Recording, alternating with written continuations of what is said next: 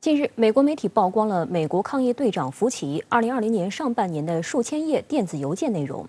邮件中，美国国家卫生研究院院长曾致信福奇称，实验室泄漏论是阴谋，但福奇在相应邮件里的回复在公开时被完全删除，使得公众未能知道其中内容。而福奇近段时间以来对于病毒来源说法的反复摇摆，也让外界怀疑其是否身不由己。观察指，压力之下，一向崇尚科学的福奇也出现了在科学与政治间摇摆的状态。美媒日前获得了美国国家过敏症和传染病研究所所长福奇超过3200页的邮件内容，时间跨度是从2020年1月至6月，正是美国新冠肺炎疫情持续严峻的时候。其中一些邮件显示，美国研究机构负责人当时就认为，所谓新冠病毒起源于实验室泄漏的说法是一个阴谋。邮件显示，2020年4月，美国福克斯电视台的一档新闻节目声称，美国官员越来越相信新冠病毒可能起源于武汉实验室。在当年4月16号，美国国家卫生研究院院长柯林斯向福奇等多位美国研究机构负责人转发了节目链接，并在邮件主题中写道：“阴谋论有了发展势头。”福奇回复了柯林斯的邮件，但是回复的具体内容如今已经被处理，没有向媒体公布。此外，当月18号，福奇还收到了世界卫生组织病原体顾问、美国非营利组织生态健康联盟主席彼得·达萨克的电子邮件。达萨克在邮件中写道：“感谢福奇公开站出来表明，科学证据支持新冠病毒是从蝙蝠传染给人，而不是武汉病毒研究所的实验室泄露的。”达萨克还在邮件中称赞福奇的评论很勇敢，将有助于消除围绕病毒起源的谬论。福奇之后还回信向达萨克表示感谢。实际上，正是这封由达萨克发出的邮件让福奇被抓住所谓把柄。共和党参议员兰德·保罗借此指责福奇党派色彩极浓。在所谓新冠病毒从武汉病毒研究所泄露之后，福奇在幕后操纵舆论，误导民众。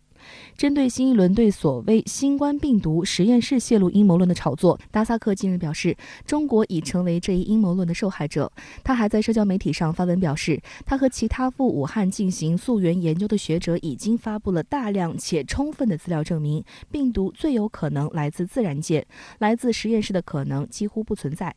由于一直坚持这一观点，达萨克的研究工作也受到了影响。他所领导的生态健康联盟在此前的15年里一直和武汉病毒研究所合作，共同发现和记录了数百种蝙蝠所携带的病毒。去年4月，美国国家卫生研究院突然取消了对彼得·达萨克的一项为期5年、价值370万美元的研究资助。美国学界痛批此举开启了一个可怕的先例，是政治干预科学的最恶劣行径。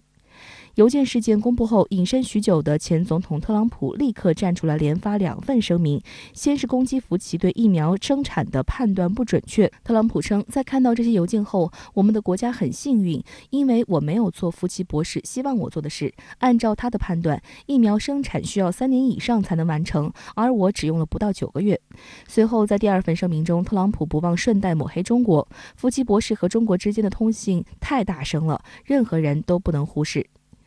美国有线电视新闻网分析认为，福奇成为共和党的靶子，主要原因有2个。其一是，如今共和党人失去了白宫和国会的2院的控制权，将矛头对准拜登显然不太理智，而福奇是最佳甩锅人选。此外，根据福克斯新闻上月底进行的民调，结果显示只有1/3的共和党人认可福奇应对疫情的方式。因此，为了迎合共和党选民，以筹集资金，特朗普和以保罗为代表的共和党议员对福奇发起持续攻击。周六的白宫例行记者会上，针对福奇邮件被曝光一事，有记者问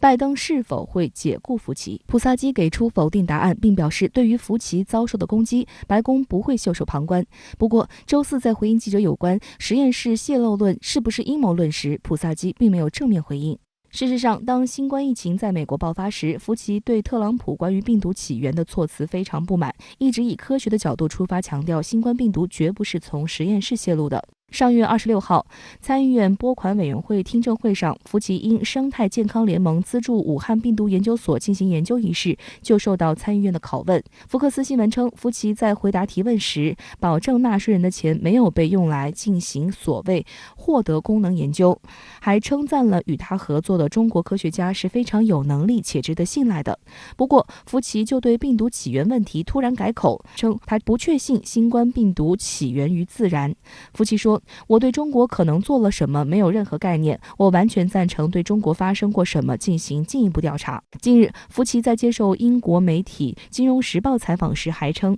曾经有证据表明，来自武汉病毒研究所的3名研究人员在2019年11月生病并住院接受治疗，还有6名矿工在进入了蝙蝠洞穴后生病。福奇认为，这些情况都可能存在感染新冠肺炎的可能。他要求中国公开3名研究人员的病例。外交部发言人汪文斌在周五的例行记者会上回应指出，中国科学院武汉病毒研究所已经于3月23号发布了相关的声明。声明表示，2019年12月30号之前，武汉病毒研究所没有接触过2019年新型冠状病毒。迄今为止，该所职工和研究生保持零感染。专家分析认为，在病毒溯源的问题上，福奇一直没有明确支持所谓的实验室泄露论，而是更倾向于自然起源论。但另一方面，福奇也处于较为艰难的境地，面临国内的政治压力，所以可以看到他呈现出一种摇摆的状态。福奇呢，在美国的抗疫的过程当中，尤其是在特朗普政府时期，是面临着巨大的压力。尽管呢，现在拜登就任之后，似乎有回归科学的这种倾向，但是在美国国内，共和党人福奇的反对者仍然对他进行恶意攻击，甚至呢要采取一些恶劣的手段把他拉下水。所以面对美国国内的政治压力，要求他配合美国政府对华施压的进程的时候，福奇呢在所谓的调查的问题上就有迎合美国政府的一系列的动向。我们似乎看到的是福奇立场的摇摆，但实质上看到的是在福奇心中与科学与这个政治来进行相互平衡之间的这种纠结。事实上，从历史上看，频频就新冠溯源抹黑中国的美国反倒是劣迹斑斑。周五的外交部记者会上，有记者提问，有媒体报道称，美国以豁免侵华日军731部队战犯战争责任为条件，获取731部队进行人体实验、细菌实验、细菌战、毒气实验等方面数据进行生物武器研究。德特里克堡基地正是在此基础上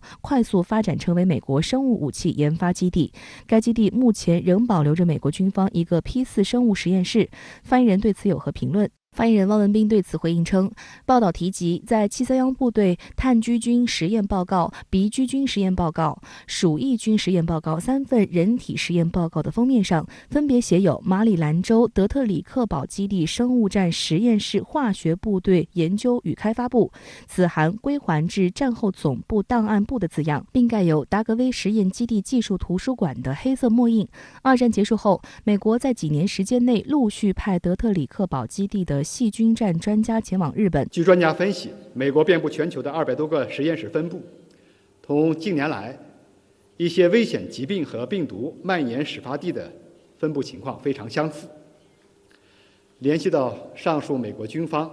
与731部队互相勾连的历史，我们很想知道，美国在境内外开展生物军事化活动的重重疑云，什么时候才能揭开？美国什么时候能给国际社会一个负责任的交代？美国对于生物武器的研究一直是美国道义上的一个污点。尽管呢，美国承受这些压力，但是仍然不放弃大规模杀伤性武器的一些相关的研发，是美国非常希望能够发展的一个对别的国家进行打击的重要的手段。而另外呢，美国看到随着疫情蔓延，美国国内的一些问题已经被大家更多的关注，而此时呢，对于美国政府来说，与其改邪归正，不如呢进一步的来进行隐藏，更加符合美国政治操作所需要节约成本、达到更高目标的这种想法。好的，相关话题继续来连线特约评论员孙清杰。孙先生，最近美媒再次炒热所谓新冠病毒溯源话题，美国抗疫队长福奇博士更沦为共和党头号标靶，前总统特朗普2次发声刷存在，那么您对此又有何评论呢？新冠病毒已经出现多次变异，现在印度是全球疫情的重灾区，病毒在印度的变种的传染性极强，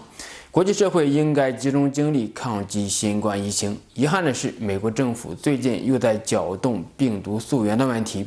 媒体和美国的一些专业机构加入了大合唱，将病毒溯源变成了当下的舆论的焦点。而这一问题潜在的目标就是中国。对此，我觉得需要从几个方面进行分析。首先呢，就是从舆论的角度来说，病毒从实验室泄露这样的阴谋论，并不是现在才出现的。在去年美国疫情愈演愈烈之际，特朗普政府就制造和传播这样的阴谋论，转移视线，将责任引向中国，还煞有介事地鼓吹病毒是从中国的实验室泄露这样的阴谋论，把疫情的责任甩锅给中国，把病毒溯源与研究这样一个科学问题变成了政治以及国际战略的问题。这一阴谋论借助各种自媒体一时之间呢，也变成了焦点。后来，美国科学界以及主要的媒体平台对阴谋论进行了限制。而在此过程中，美国过敏与传染病研究所的所长福奇博士的态度也是备受关注。最近披露的他上千封的个人邮件中，与美国国立卫生研究院的负责人柯林斯在交流的过程中，明确否认了病毒源于实验室这一阴谋论。就在上个月，拜登签署行政命令，要求情报部门在90天内就病毒来源进行调查并作出结论。而福奇博士呢，也一改之前的态度，对病毒来源保持开放的态度。事实上，配合了拜登政府的舆论动员，前总统特朗普也趁机炒作了一番。拜登现在做的不过是重复了特朗普在去年传播的阴谋论而已。